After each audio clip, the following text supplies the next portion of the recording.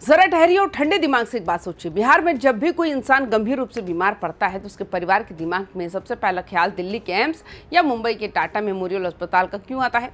क्यों दशकों से ये कड़वा सच बना हुआ है कि बेहतर इलाज के लिए बिहार के लोगों को अपना घर बार छोड़कर दूसरे राज्यों की तरफ भागना पड़ता है। लेकिन सवाल इस बात का नहीं है कि बिहार के लोग बाहर जा रहे हैं। असली सवाल ये है कि क्या पटना की बंद फाइलों में दबा एक नया सरकारी आदेश वाकई इस दशकों पुरानी मजबूरी को हमेशा के लिए खत्म करने जा रहा है? आखिर पटना के पावर कॉरिडोर में अचानक ऐसा क्या बदल गया कि मेडिकल कॉलेजों के बड़े बड़े प्राचार्यों और अधीक्षकों की कुर्सियां हिलने लगी हैं?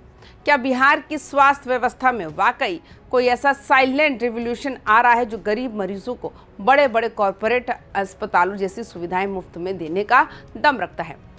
वीडियो को आखिर तक जरूर देखिएगा क्योंकि आज स्वास्थ्य व्यवस्था की इनसाइड स्टोरी आप सबके सामने आने वाली है। नमस्कार, मैं हूं मुदिता, आप देख रहे हैं वाईबीएन बिहार झारखंड।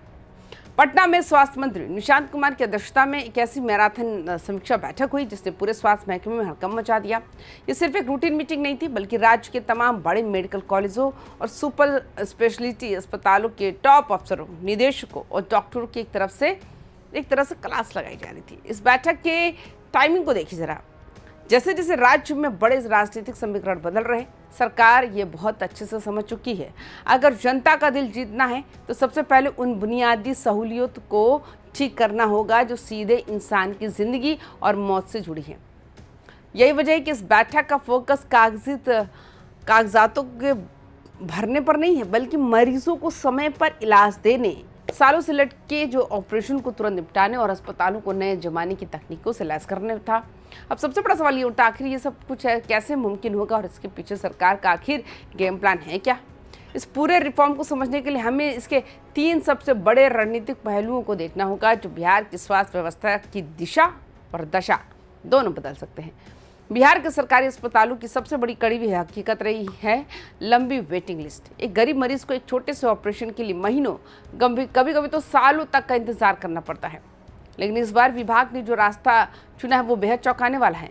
साफ आदेश दिया है कि अगर आपके मेडिकल कॉलेज में ऑपरेशन पेंडिंग है तो हाथ पर हाथ धरकर मत बैठिए। उन मरीजों को तुरंत IGIMS, एम्स या फिर मेदांता जैसे बड़े और प्रीमियर संस्थानों में शिफ्ट कीजिए और उनका इलाज कराइए।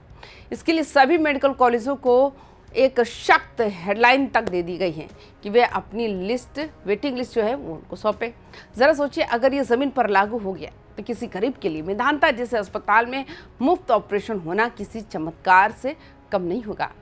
कैंसर एक ऐसी बीमारी है जो किसी भी हंसते खेलते परिवार को आर्थिक और मानसिक रूप से तबाह कर देती है। अमूमन बिहार में कैंसर का पता तब चलता है जब बीमारी आखिरी स्टेज पर पहुंच जाती है। इसी लूप होल को बंद करने के लिए सरकार ने एक बहुत बड़ा दांव खेला है। अब सामान्य OPD जांच के दौरान ही सर्वाइकल, ब्रेस्ट और प्रोस्टेट कैंसर की शुरुआती स्क्रीनिंग को अनिवार्य करने की तैयारी है और इस मोर्चे पर तैनात किया जा रहा है बिहार की लगभग 1 लाख आशा कार्यकर्ताओं की उस जमीनी फौज को जो सीधे गांवों के घरों तक पहुंच रखती हैं। यानी बीमारी को अस्पताल तक आने का इंतजार भी नहीं किया जाएगा बल्कि बीमारी को गांव के स्तर पर ही पकड़ने की कोशिश होगी। अक्सर देखा जाता है कि जब भी कोई एम्बुलेंस किसी सीरियस मरीज को लेकर एक अस्पताल पहुंचती है तो वहां कह दिया जाता है कि बेड खाली नहीं है। फिर मरीज दूसरे अस्पताल में भागता है और इसी भाग दौड़ में उसकी जान चली जाती है। इस डिजिटल युग में इस समस्या को हल करने के लिए एक सेंट्रलाइज सॉफ्टवेयर विकसित किया जा रहा है। इसका मतलब ये है कि बिहार एक क्लिक पर स्वास्थ्य विभाग और एम्बुलेंस चालकों को ये पता होगा कि पटना या बिहार के किस बड़े अस्पताल में इस वक्त कितनी इमरजेंसी बेड खाली है। ये टेक्नोलॉजी अगर सही ढंग से काम कर गई तो ये हजारों परिवारों के लिए जीवन दान साबित हो सकती है।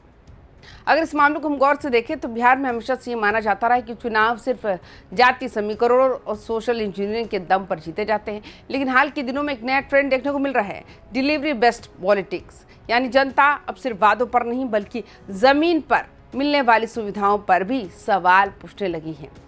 घोषणाएं करना और बैठ के करना एक बात है, लेकिन उसे बिहार के सुदूर ग्रामीण इलाकों में और पटना के सरकारी अस्पतालों के भीतर लागू करना दूसरी सबसे बड़ी चुनौती है। असली परीक्षा तो तब शुरू होगी जब पेंडिंग जो सर्जरी की लिस्ट सामने आएगी। क्या सरकारी तंत्र बिना किसी ब्यूरोक्रेसी के उन मरीजों को एम्स या मेदांता जैसे अस्पतालों में ट्रांसफर कर पाएगा?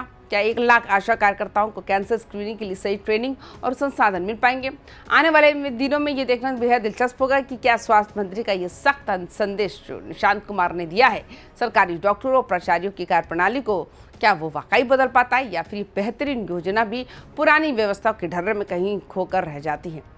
तो इस बिहार के इस नए और बड़े हेल्थ मिशन को आप किस तरह से देखते हैं? क्या आपको क्या लगता है कि इस बार जो कड़े निर्देश दिया गया उससे बिहार के लोगों का इलाज के लिए बाहर जाने की मजबूरी से हमेशा के लिए निजात मिल पाएगी? क्या वाकई हमारा सरकारी सिस्टम इस बड़े बदलाव को ज़मीन पर उतारने के लिए तैयार है? आपकी जो भी राय है कमेंट बॉक्स में जरूर साझा करें और तमाम खबरों के लिए देखते रहिए YBN बिहार झारखंड। नमस्कार।